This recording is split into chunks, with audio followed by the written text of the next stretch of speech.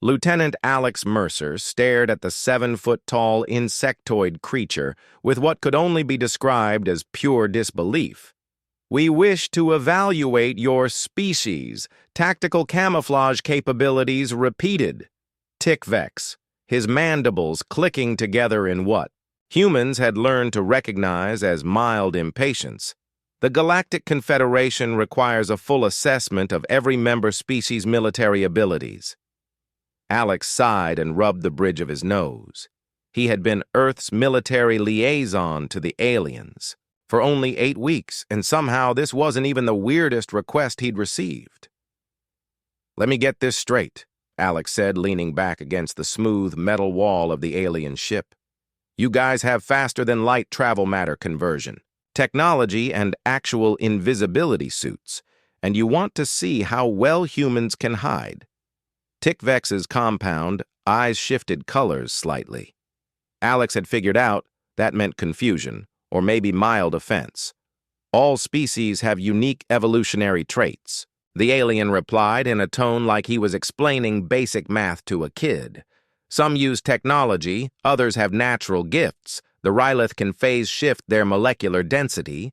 The Quorans can perfectly mimic any surface they touch, and humans can what? Sweat a lot and crack bad jokes when things get tense," Alex asked with a smirk. Another alien stepped forward. Zixna, a female of Tickvex's species. Her exoskeleton shimmered slightly more. "Our research shows humans evolved as persistence hunters, with impressive environmental adaptation abilities. We want to observe these traits in a controlled environment."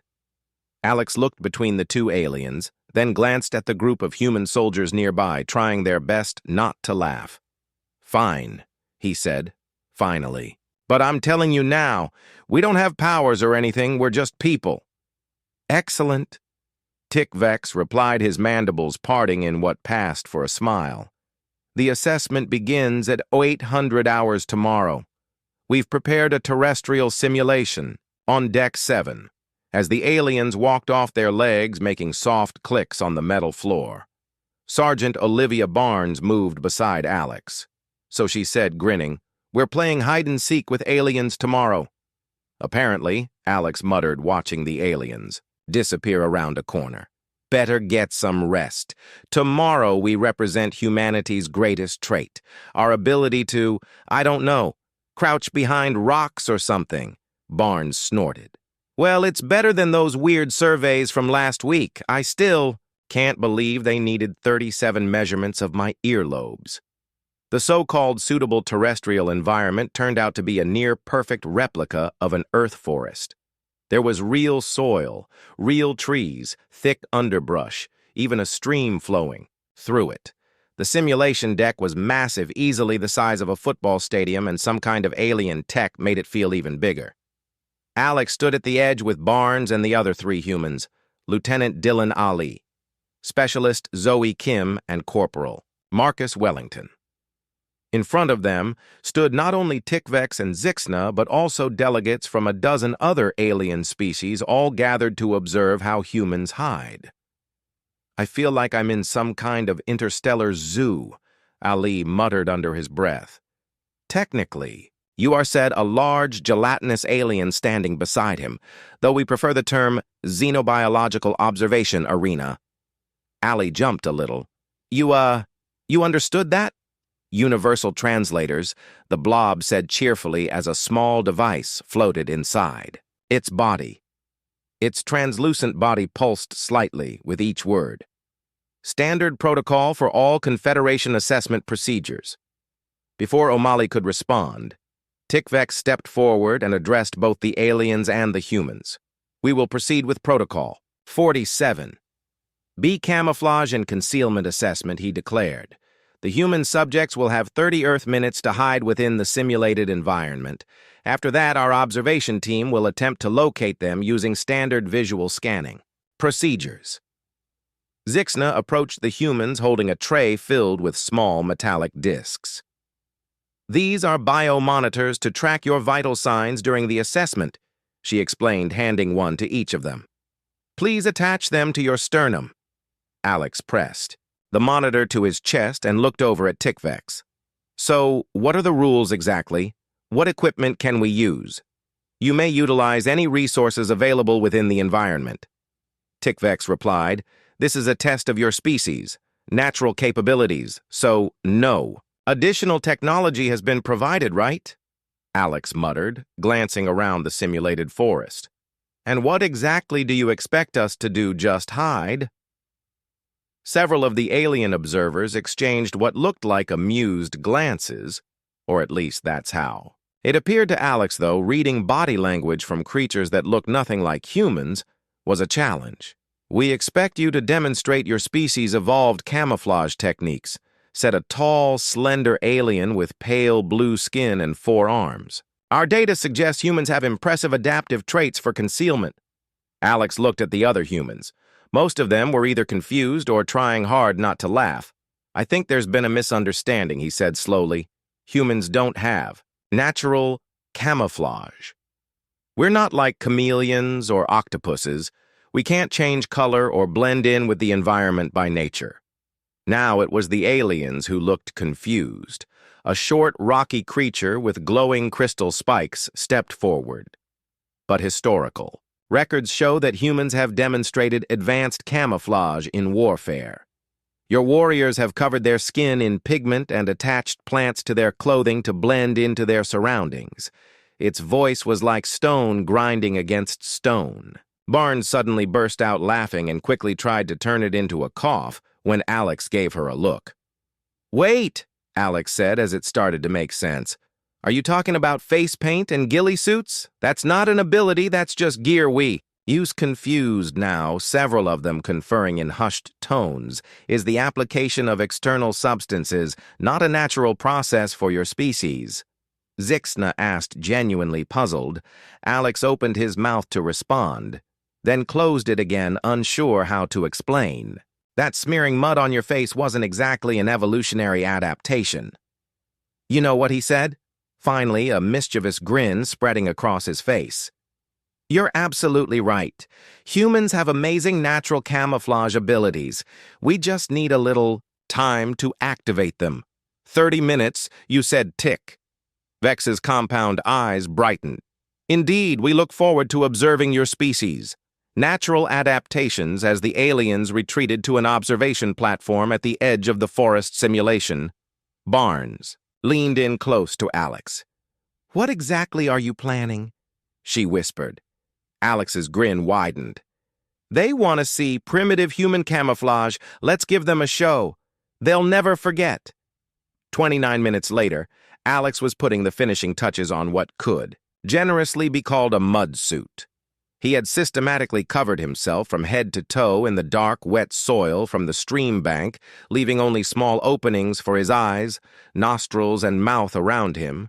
His fellow humans had embraced the absurdity of the situation with impressive creativity.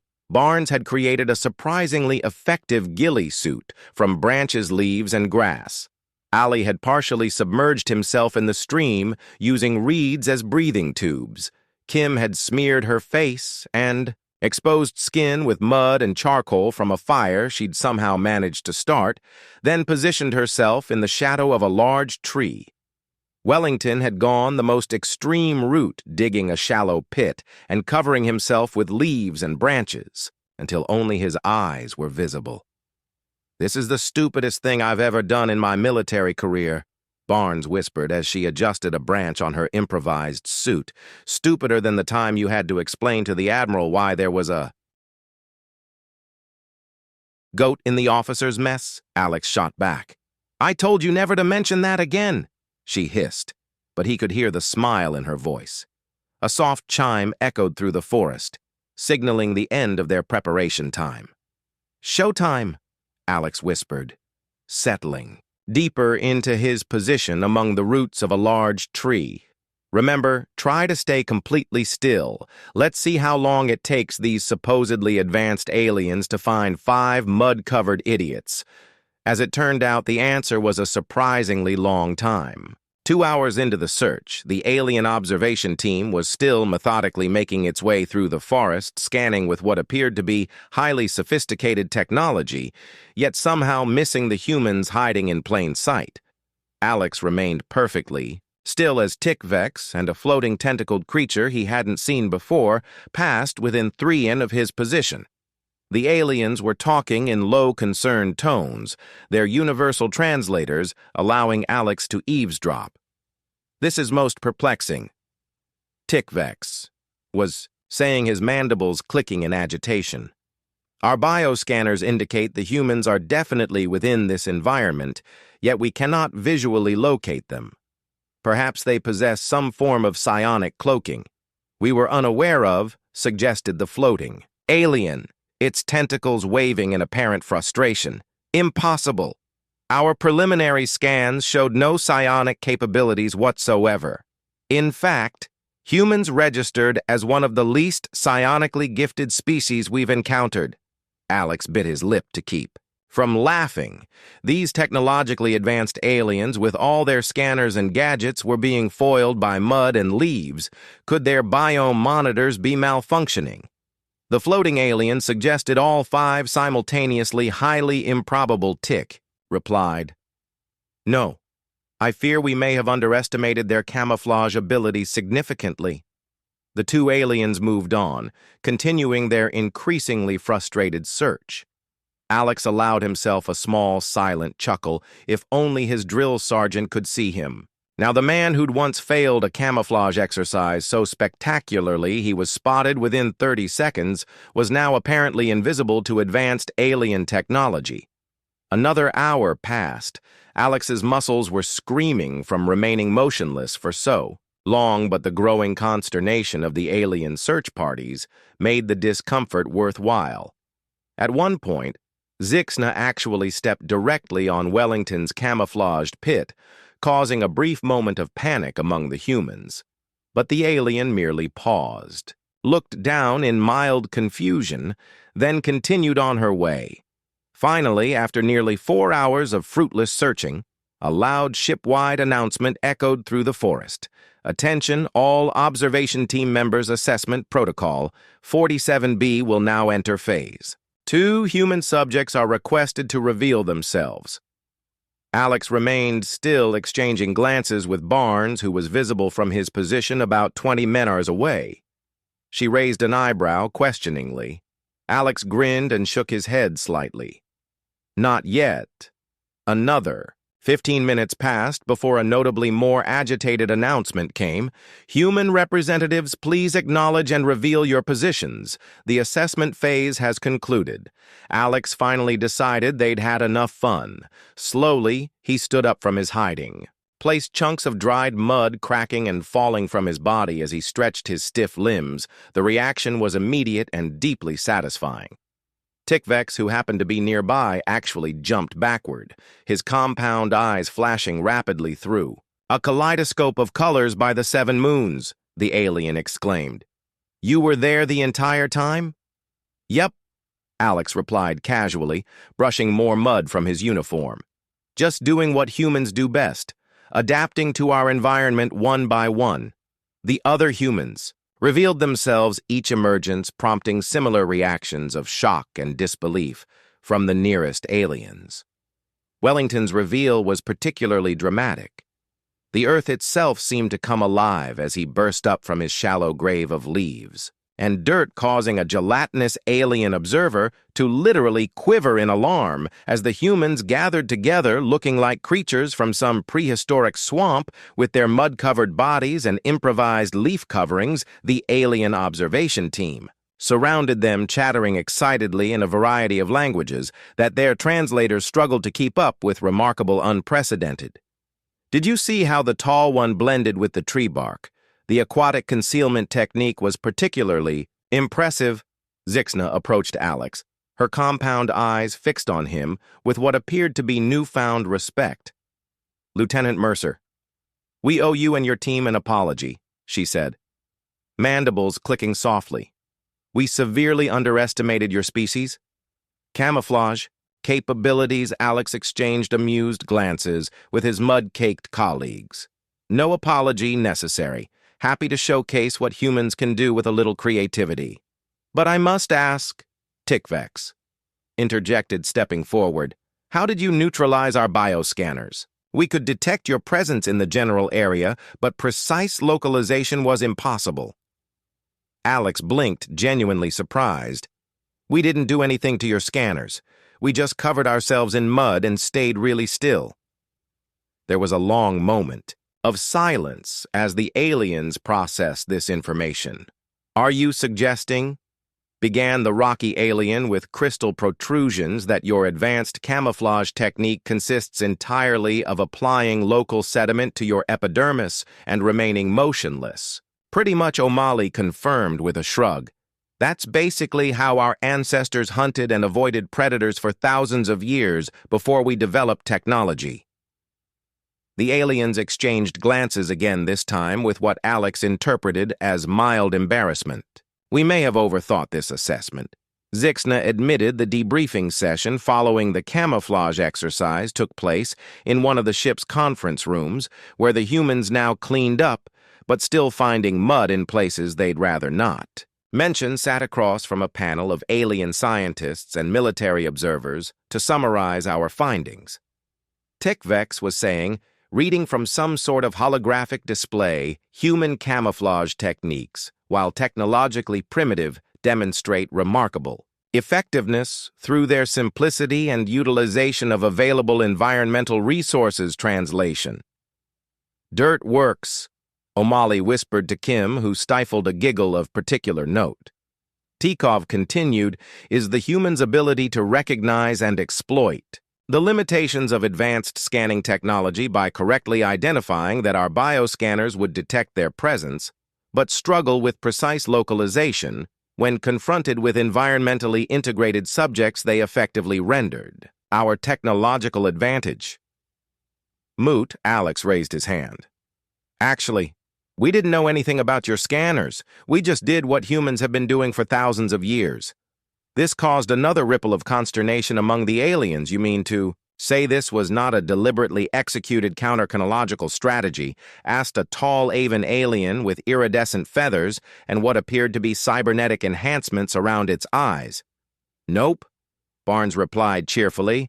Just good old-fashioned playing. In the mud, the Avan alien made a whistling sound that the translator didn't even attempt to interpret, but which Alex suspected was something akin to disbelief. Zixna leaned forward, her compound eyes focused intently on the humans. This raises a fascinating question. If your species can achieve such effective concealment with merely primitive, improvised methods, what might you accomplish with access to Confederation-level technology?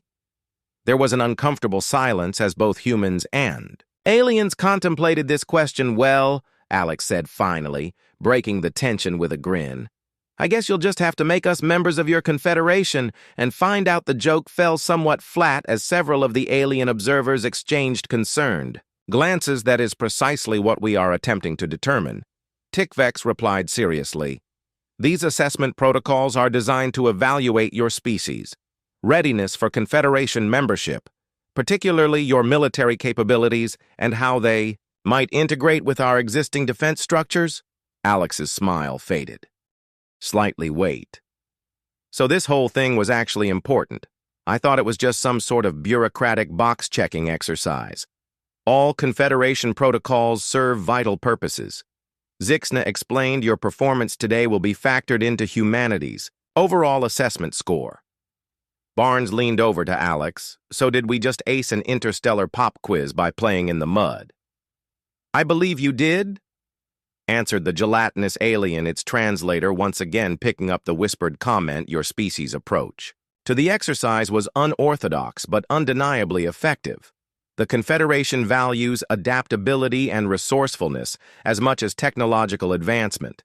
Well, if there's one thing humans are good at, it's being unorthodox. Wellington chimed in, picking a last bit of leaf from behind his ear. Tikvex made a gesture with his upper limbs that caused the holographic display to shift to a new screen filled with alien symbols. We have now completed 17 of the 33 required assessment protocols, he announced. Tomorrow we will proceed with Protocol 18, Emergency Resource Allocation and Utilization. What does that involve? Kim asked wearily. a simulated emergency scenario in which you must demonstrate your species' ability to allocate limited resources under pressure, Zixna explained. It is a relatively straightforward exercise, given what had just happened with the supposedly straightforward camouflage assessment. Alex wasn't particularly reassured before we conclude. Tikvek said, "Do you humans have any questions about today's exercise or the assessment process in general?" The 5 humans exchanged glances, a silent communication passing between them. "Yeah, I've got one," Ali said, raising his hand. "How is it possible that a species advanced enough to travel between stars couldn't find 5 humans covered in mud in a fake forest later that evening? In the human quarters aboard the alien vessel, the 5 representatives of Earth were celebrating their unexpected success with contraband beer that Ali had somehow managed to smuggle on board. To Mud Barnes proposed a toast, raising her bottle. Humanity's greatest technological achievement to Mud. The others echoed, clinking their bottles together. Alex took a long swig, then leaned back in his chair. "You know what the craziest part is? I think we genuinely impressed them today." "Hard not to be impressed by superior human ingenuity," Wellington said with mock pomposity, striking a heroic pose that was somewhat undermined by the beer stain on his shirt. "Superior human stubbornness, more like Kim. Corrected, my back is killing me from standing still for 4 hours. Worth it, though." Ali chuckled. "Did you see Tikvex's face, or whatever you call that insect thing he has when you stood up, Alex? I thought he was going to molt on the spot." "The thing I can't figure out," Barnes said, twirling her bottle thoughtfully, "is why they expected so much from us in the first place. We're talking about aliens who can literally bend light around their ships, and they thought we would have some impressive natural camouflage ability." "I think I've got a theory about that," Alex said, setting his beer down. "Remember how Tikvek mentioned their historical research on humans? I bet they've been observing Earth for centuries, watching our military evolution from primitive tribal warfare to modern combat." So O'Malley prompted, "So imagine you're an alien watching Earth from orbit.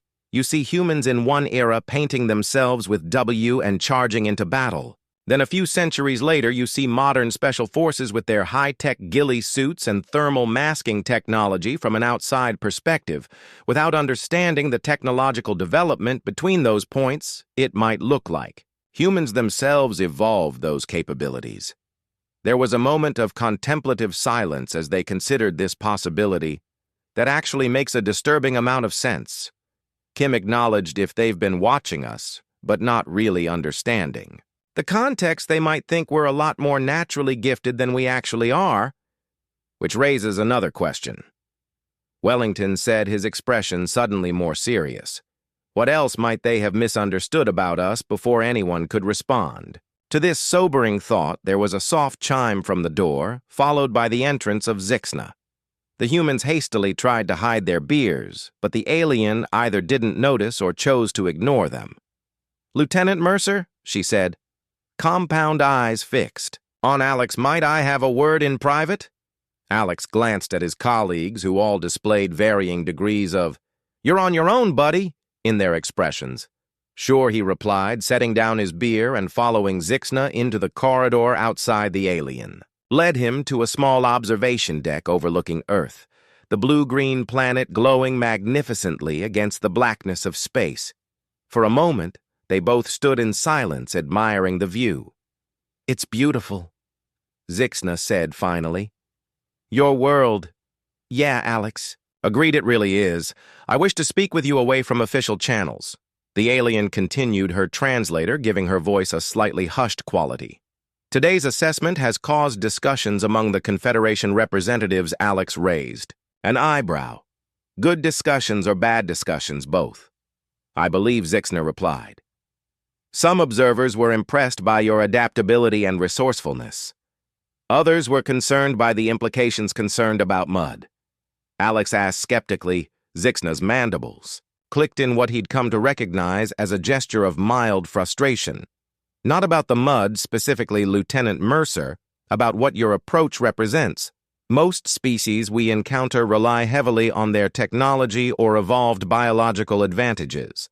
The Korans cannot survive without their chameleonic abilities. The Ryleth depend on their phase shifting to evade predators on their home world and humans. Humans appear to rely on neither advanced technology nor significant biological advantages. Yet you succeed. Nonetheless, Zixna stated, you adapt. You improvise, you overcome limitations that would other species. Alex shrugged. That's just being human, precisely. Zixna said, her compound eyes shifting to a deeper hue, and that is what concerns. Some members of the Confederation, a species that can achieve so much with so little. What might you become with access to our technology? Would you still be the same humans, or would you evolve into something unpredictable? There was something in her tone that made Alex pause. Are you saying that some of the Confederation members are afraid of us? Not afraid, Zixna corrected quickly. Cautious, there is a difference. Doesn't feel like much of a difference from where I'm standing, Alex replied. Gazing out at Earth, Zixna's mandibles clicked softly. I am telling you this not to alarm you, but because I believe your species deserves a chance to prove itself. The remaining assessment protocols will be challenging. Some may have been deliberately designed to exploit what the Confederation perceives as human weaknesses. Why are you telling me this? Alex asked, studying the alien's insectoid features for any sign of deception, though he wasn't sure he could recognize it if he saw it because, Zixna replied, I have lived among your people for nearly an Earth year. Now I have observed your capacity for both great destruction and remarkable compassion. I believe humanity belongs among the stars. Lieutenant Mercer, but not everyone shares. My view? She turned to leave, then paused. Tomorrow's resource allocation exercise will test more than your logistical skills. It will test your ethics. Remember that. With that cryptic warning, she left, leaving Alex alone on the observation deck, staring at Earth and wondering just what they'd gotten themselves into. The next morning, the human team gathered in the simulation deck, once again. This time facing a very different scenario. Instead of a forest, they found themselves in what appeared to be a recreation of a small Earth settlement, a collection of simple structures arranged around a central square, with various supplies and equipment scattered throughout. Tikvek stood before them, flanked by several other alien observers. Protocol 18 Emergency Resource Allocation and Utilization. He announced formally, your objective is to assess the available resources and allocate them optimally to ensure survival against what Wellington asked. Eyeing the settlement wearily, the scenario simulates the aftermath of a natural disaster, Zixna explained. Stepping forward, your settlement has been cut off from external assistance. You must manage food, water, shelter, and medical supplies for a population of 50 individuals for a period of 30 Earth days. Alex glanced around at the supplies. Visible in the settlement, they seemed deliberately inadequate for the task described. And where are these 50 individuals we're supposed to be managing? He asked in response. Tikvex activated a device on his wrist, and suddenly the settlement was populated, with holographic humans of various ages, some appearing injured or distressed. Our simulation technology will allow these constructs to respond realistically to your decisions. He explained. They experience simulated hunger, thirst, pain, and emotional distress. Barnes frowned. So we're playing a life-or-death version of The Sims. Projections indicated that without prioritizing, your resources would run out before the 30 days were up, yet somehow you've managed to not only keep everyone alive, but you've organized a functioning community. How did you manage this? Alex stood tall, looking around at the community they had built. We didn't just focus on what we had. He said, his voice calm, yet firm. We focused on what we could do with what we had. Humans aren't just survivalists. We're problem solvers. We adapt, we collaborate, and we innovate. We found ways to stretch resources, make new ones from what we had, and we worked together. TikTok's compound eyes flickered a gesture Alex had come to recognize as deep thought. Your approach. It is not what we anticipated. You did not merely allocate resources. You altered the scenario to make the impossible possible. It's not impossible, Alex replied. It's just hard. But that's how we make it work, by pushing through the hard parts and finding new solutions? Zixna's voice came over the comms as she approached Lieutenant Mercer. Your decision to save everyone was unexpected, but it highlights an essential characteristic of your species. It is not simply about what you can do in the moment, but about the values that guide your actions.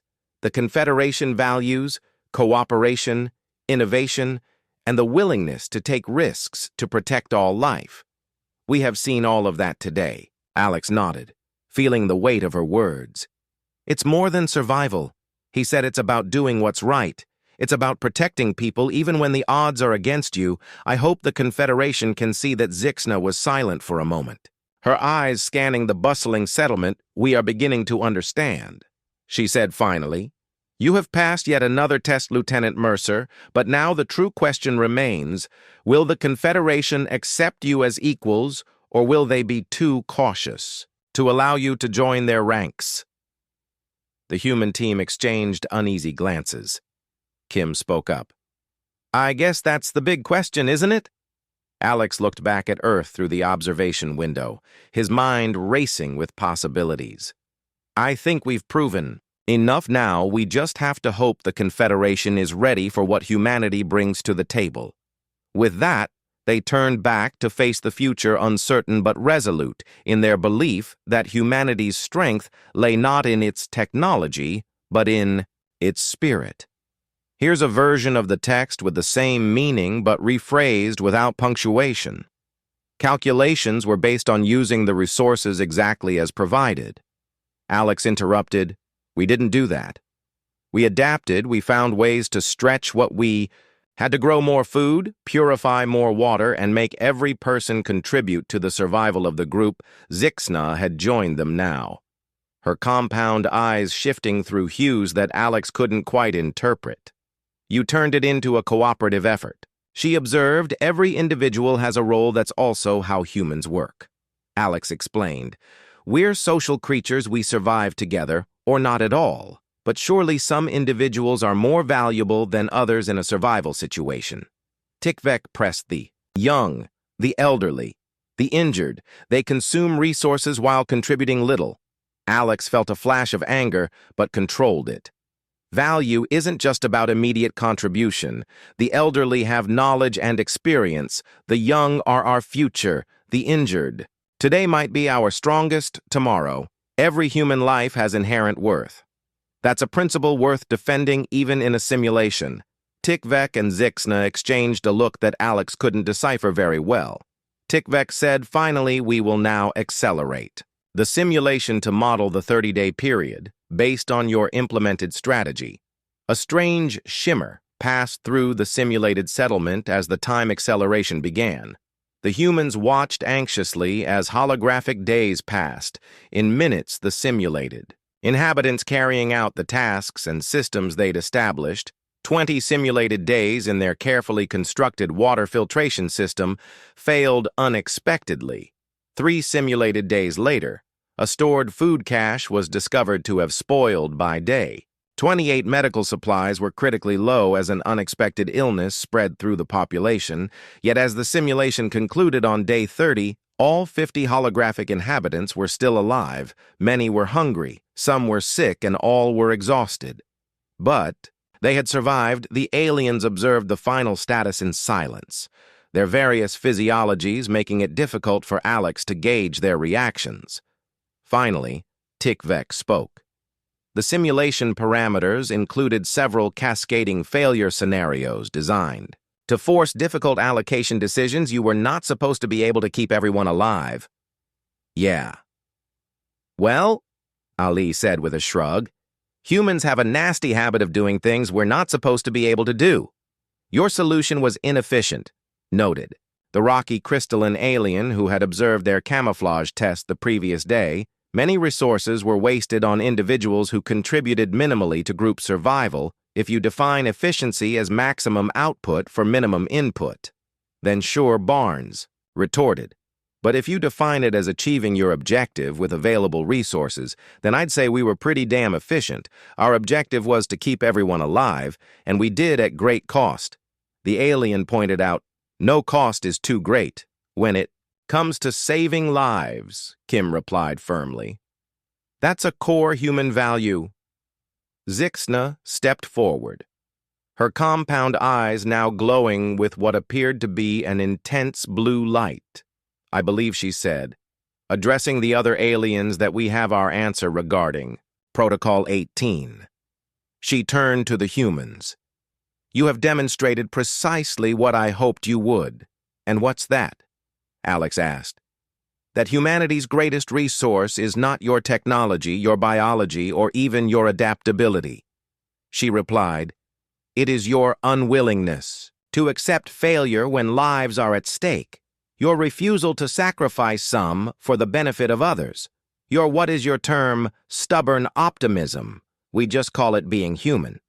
Wellington said simply, Tikvek made a gesture and the holographic settlement, and its inhabitants disappeared, leaving them standing in the empty simulation deck.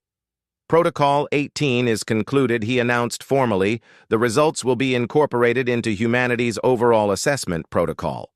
19 will commence tomorrow at 0800 hours. As the aliens filed out, Zixna lingered behind you. Did well, she told Alex quietly, better than expected. Thanks for the warning, he replied. Though I'm not sure it changed what we would have done anyway. That Zixna said, mandibles spreading in what he now recognized as a smile, is precisely why I gave it to you 1 week and 15 increasingly bizarre assessment protocols. Later, the human team stood before the full Confederation observation panel for their final evaluation. They had been tested on everything from problem-solving under extreme conditions to cultural adaptability to emergency response scenarios. Some tests they'd passed with flying colors, others they'd barely scraped through the final evaluation chamber. Was an imposing, amphitheater-like room with tiered seating occupied by representatives of at least 30 different alien species. Alex and his team stood in the center, feeling very much like specimens under a microscope. Representatives of Earth, Tikvek began, formally, his voice amplified throughout the chamber. You have now completed all 33 required assessment protocols for Confederation membership consideration. The observation panel will now deliver its evaluation. Alex exchanged nervous glances with his teammates.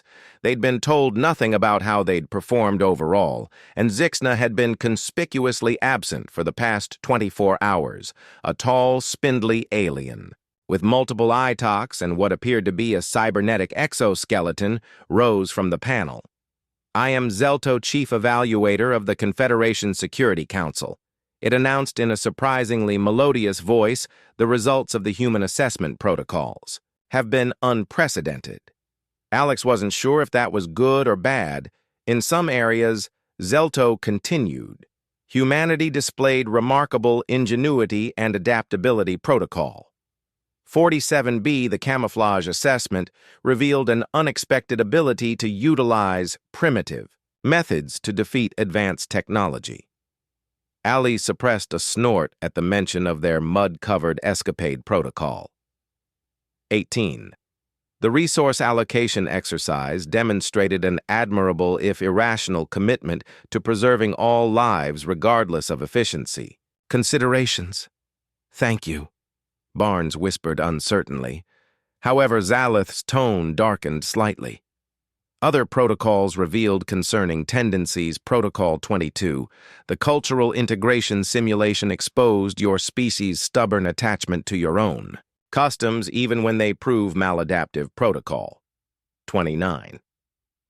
The threat response assessment revealed an alarming propensity for aggressive solutions when diplomatic options were available. Wellington shifted uncomfortably beside Alex. The threat response assessment had involved a simulated first contact with a potentially hostile species. Wellington, a former Marine with combat experience in 3 different war zones, had perhaps been a bit too quick to suggest a show of force. Furthermore, Zelto continued your response to Protocol 31. The technological ethics paradigm suggests that humanity lacks the necessary guardrails to prevent self-destruction should you gain access to Confederation-level technology.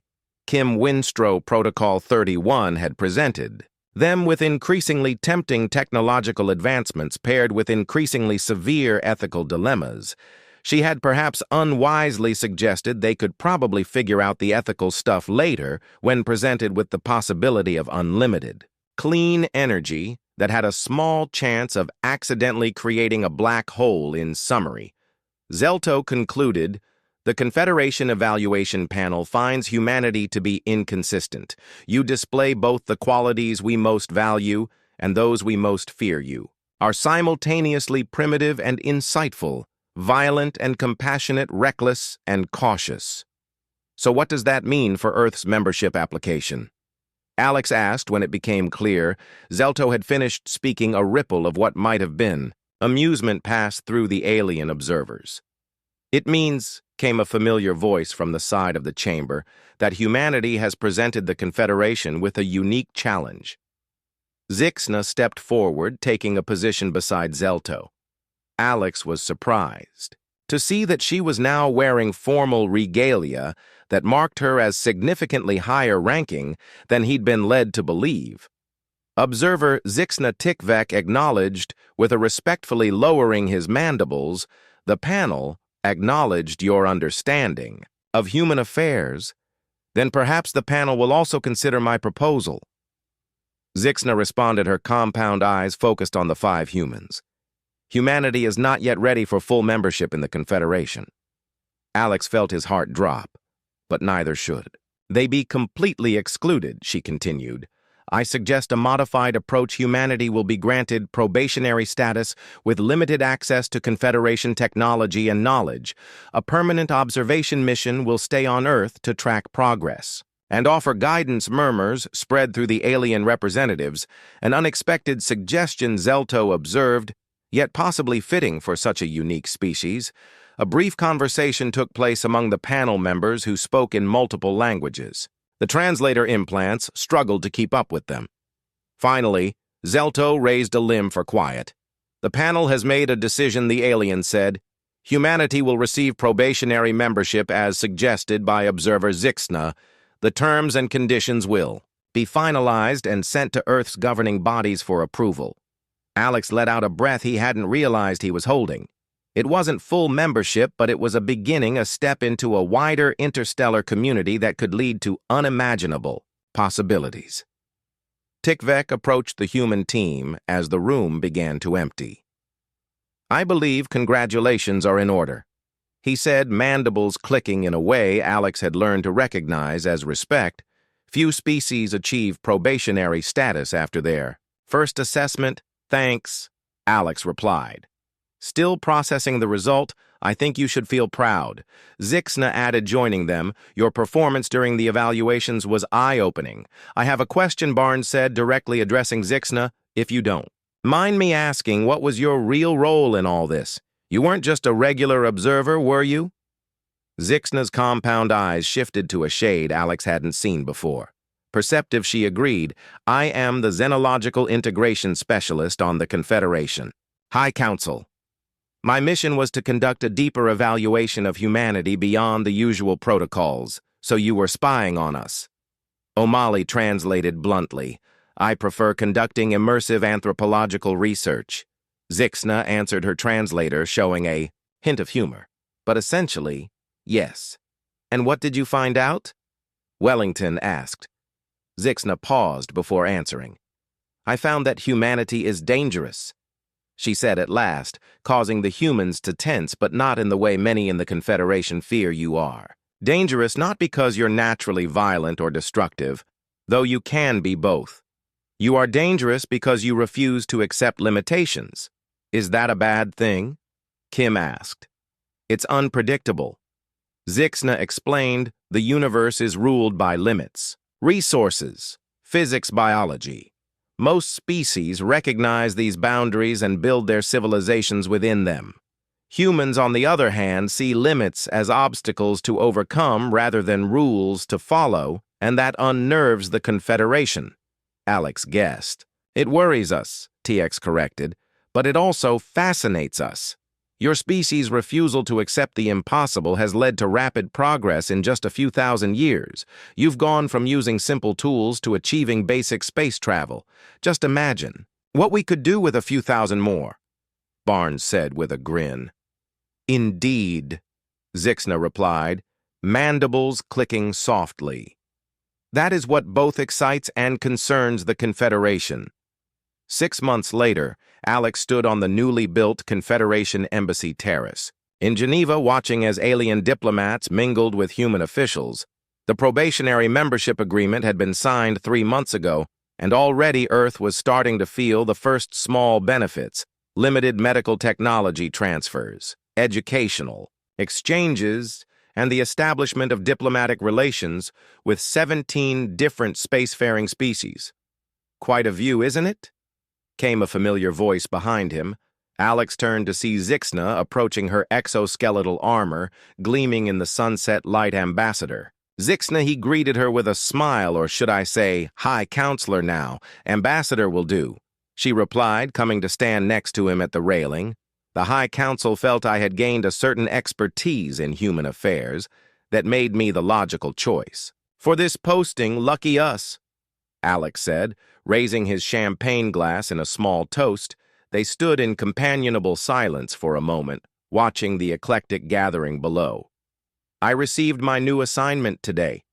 Alex mentioned eventually I'll be heading up security for the first human delegation to visit the Confederation homeworlds, an important responsibility.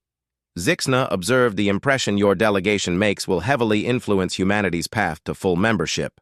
No pressure, right, Alex? Chuckled just the future of human-alien relations, depending on us not making complete fools of ourselves after watching 5 humans covered in mud evade the Confederation's most advanced scanning technology for 4 hours.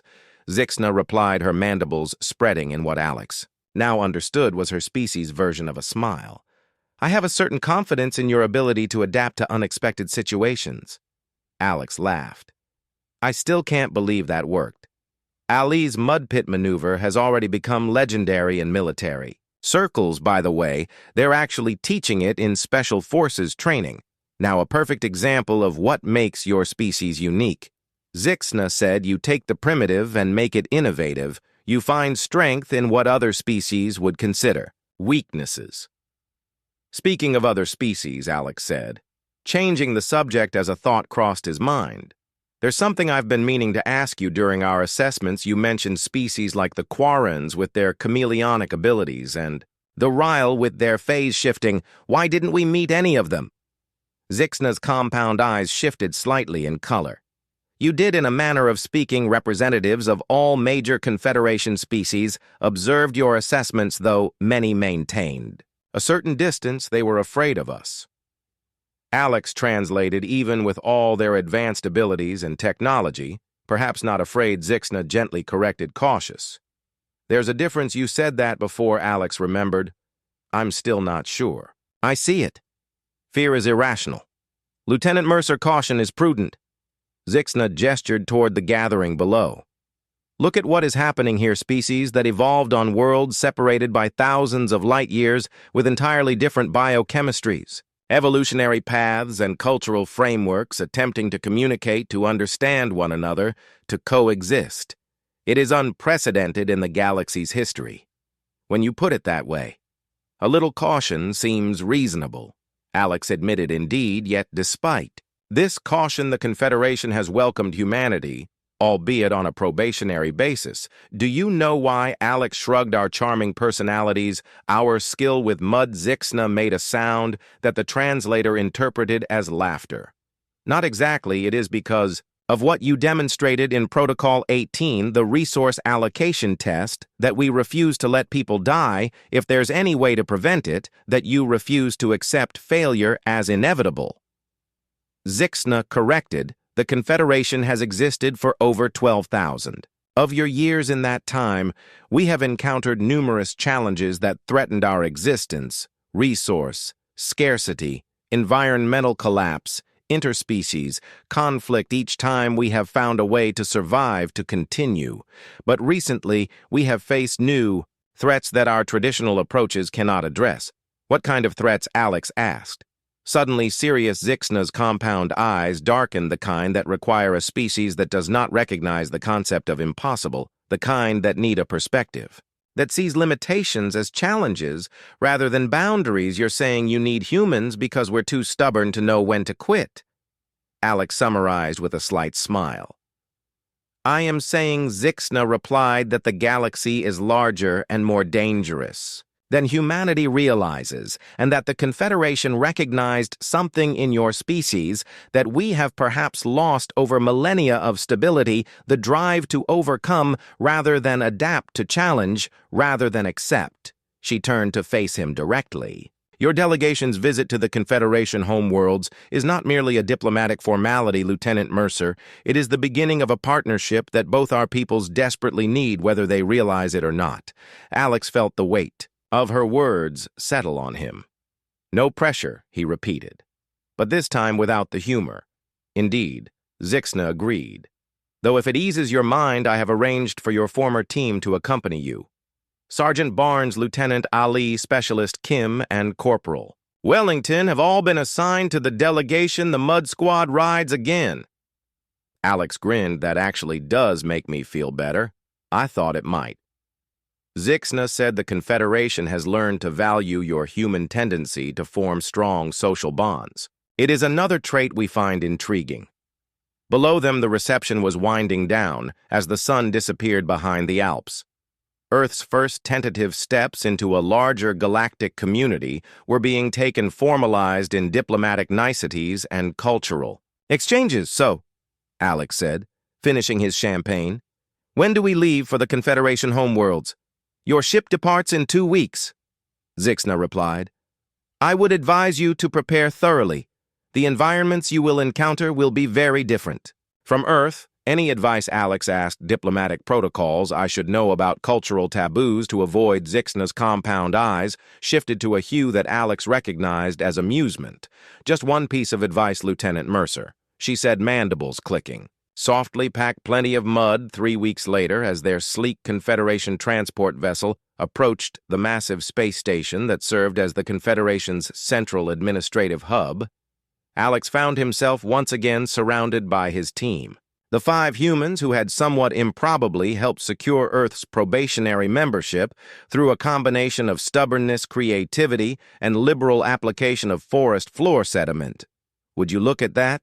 O'Malley breathed, staring out the viewport at the immense structure before them. It's like someone took New York, Tokyo, and Dubai, rolled them together, and stuck them in space. The Confederation hub was indeed impressive, a sprawling complex of interconnected modules, domes, and spires that stretched for kilometers in every direction. Ships of various alien designs docked at its numerous ports, and the entire structure pulsed with lights that created patterns too complex for human eyes to fully appreciate. I feel like I should be more nervous, Barnes commented, adjusting her formal diplomatic uniform.